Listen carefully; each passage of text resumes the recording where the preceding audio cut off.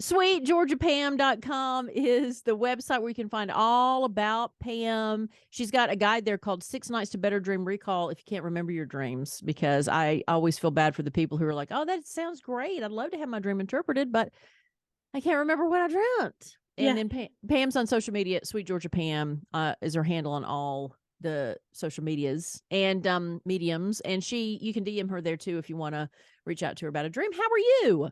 Hey, love, I'm doing good. How are you? I'm great. So I'm very proud that I have a son now who, on more than one occasion, will wake up and say, I had fantastic dreams. Oh, I love that. So the fact that he wants to tell me his dreams is so sweet, because that's what I did with my mother. And the fact that he is now doing it with me, where it's not me asking him, it's him just saying, hey, can I, do you mind if I tell you my dream? And I'm like, my absolutely. Gosh. Oh, that's a mama moment where your heart just melts and you're like, yay, I'm the most important person right now. I know. Well, and I love the fact that he is in tune with them, and he, because it is entertaining. I mean, we talk about how dreams can help you, but it's fascinating. It's still fascinating to me that we even do it, that our brain works to where we have a whole life while we're asleep. But the other morning, because normally with my son, he will either crawl into bed with me first thing in the morning to wake me up, or on the weekend, sometimes he spends the night in my room. And he was in my bed and he said, hey, can I tell you about my dreams? And I just happened to have my phone nearby, and I happened to just press record because I thought, let's have Pam interpret one of his dreams. Oh my God. Is that okay? Such a fun idea. It's perfectly fine with me. Now, in broadcasting, if you don't know, by law, you have to let the person know you're recording them. I must tell you, I'm not sure if I informed him I was recording him, so I think I did it illegally, but as his guardian, I approve of the recording. Okay, so you'll sign a consent form. Yeah, he'll sign one later. Okay, so now if you're watching on YouTube, the way I'm going to do it is I'm going to play it for Pam into the microphone, because she has not heard this yet. And then in the podcast, we'll edit it in. But all right, so, and I saved it on my desktop. All right, so here we go. And Pam, tell me if you can't hear this. But here is my 8-year-old son's dream. All right, hold on. At recess, there's multiple of us. There's not just my class, but there's multiple of us. Whoa, cool. But they're all different.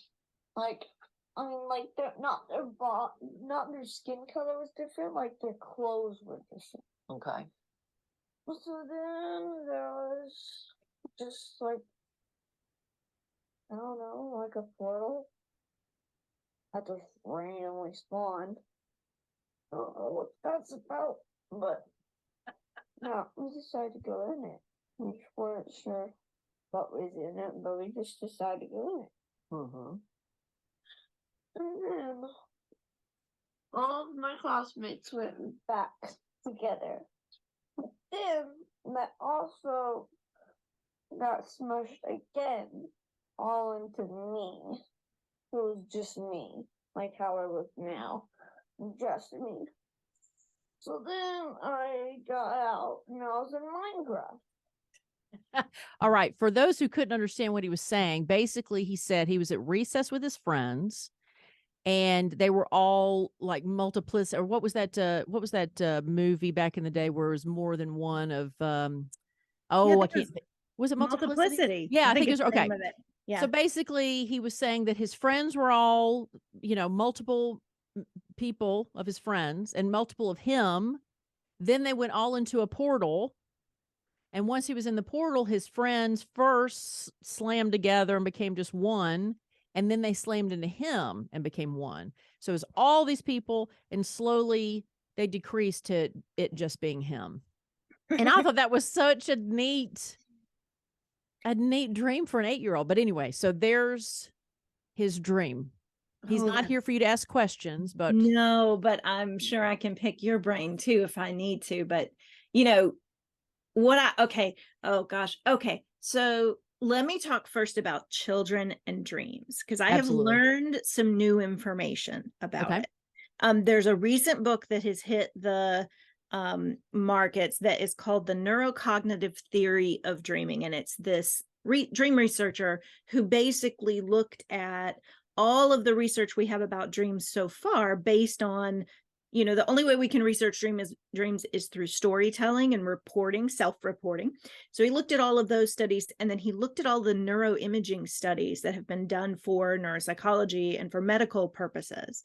And he just overlaid those to see what he could determine about dreams.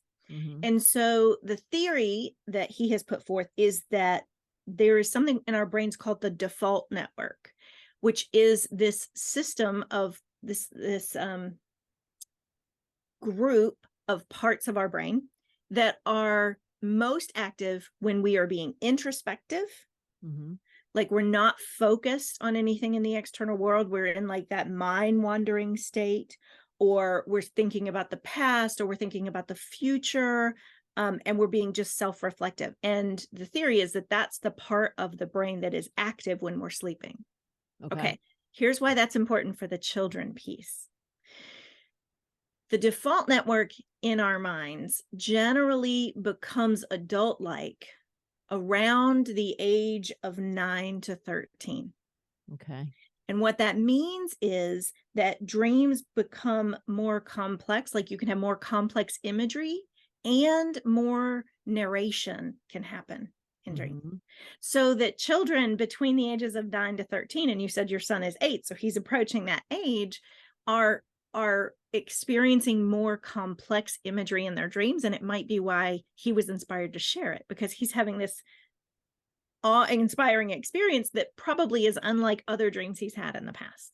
That's that cool? well, and he says that a lot lately. So it's funny you say that, because before I'd ask him maybe about, did you dream last night? Whatever. And it was like, oh, I don't remember. And then now it's like he's volunteering the information often of, wow, I had, these crazy dreams last night, or I had these wonderful dreams last night. So yeah, so it's just recently that he's communicating that his dreams have changed. Yeah. And I, before I had this information, the thought process is like, well, there's a lot more complexity going on in his waking life as emerging, once they pass 7 years old, they become like middle childhood age years, right? And then they're moving towards preteen and then teen. And so the waking life explanation of like, oh, there's a whole lot more going on, there's more complex emotions, but now we're looking at the brain activity and going, actually, the neural network that we think is in charge of the dreaming is maturing at this stage. That's so neat. And is now able to produce more complex imagery, like multiple versions of me and multiple of my classmates. What I find really fun too about this dream is that I think I heard that it starts at recess. At recess. And it ends in Minecraft. It ends in Minecraft. And it continued on, but that became, he was playing Minecraft with one of his favorite YouTubers. And so I was like, no, we'll just stick with the portal part because that's so neat. But yes, he went from a real experience into a, more of an online experience. Yeah. Yes. And when you're dreaming, you're actually pulling all of those parts together. Like memories from waking life gets pulled into the fantasies and the experiences in your imagination, like the imaginative play of Minecraft. So a portal opening up is bridging the connection between those parts of his world. Right. Well, and I was fascinated that there was something, like there was a division in the dream of, here we are at recess. And then he went through the portal, and then everybody merged into him. And then he went on to be part of a Minecraft world. It makes me wonder if he is starting to be able to, oh God, this is like existential, but take the gifts of his friendships with him when he goes away from school. When he's not in school, he's able to call on the projections or the gifts that his bonds with his friends give to him. So he's now able to project those forward from himself. So that's why the characters merge into him. Right. Neat. Yeah. What about the multiple? I thought it was just so fascinating that when they were playing, it was several of him and several of the other kids. I couldn't tell in the recording. So it was both. It was several of him and several of them. Other kids and several of him. That is really interesting. I mean, if I'm 8, I'm maybe starting to recognize how I show up differently. We're not too old to remember 8. We're not there yet. So when you say, I was like, what was I doing at 8? I just want to say, for me, 8 was less than 40 years ago. Not right. much less, but technically less than 40 years ago. Yeah, I'm not. Yeah, I still have my cognitive powers to where I can remember 8 years old, but it's starting to. I'm thinking I remember being 8, but I don't remember what I was doing on the playground. So yeah. But I mean, it could. That's what comes to mind for me is like I'm starting to be able to reflect on how I can show up differently, the different masks I wear, right. And maybe all of those are out to play in this dreamscape. Well, and two, if you think about being an elementary school kid on the playground, I mean, imagination is running wild. I mean, you're making up things, and I mean, everything is unstructured, and you have to create the structure and everything. So I just think it was really cool. And I love the insight on children's brains, and that, it's just I find the whole thing fascinating. And like I said earlier, I'm pleased by his fascination with his own dreams, and will encourage him to continue to share those. Well, the last thing maybe that I'll say about this too, that I was just thinking about is how when you're at recess, you're 3-dimensional in the real world. When you're in Minecraft, everything's flat, everything's 2-dimensional, and you actually can't see the other people that you're interacting with, but they're all out there. Right. So that could be another reason too of him. It's like an accordion for me of like when I'm in Minecraft, the accordion is smushed together. Yeah. And everything is 2-dimensional on the screen. When I'm at recess, it's kind of the same. All my friends are still there. I'm still in that playful place. And there's a bunch of us in the same world, but it's 3-dimensional. The accordion gets spread out. Nice. Very nice. Yeah. Well, look, if you have a dream, if your kids have dreams, if you want things interpreted, Pam's here to do it. And all you got to do is go online. Sweet Georgia Pam is her DM on the social mediums.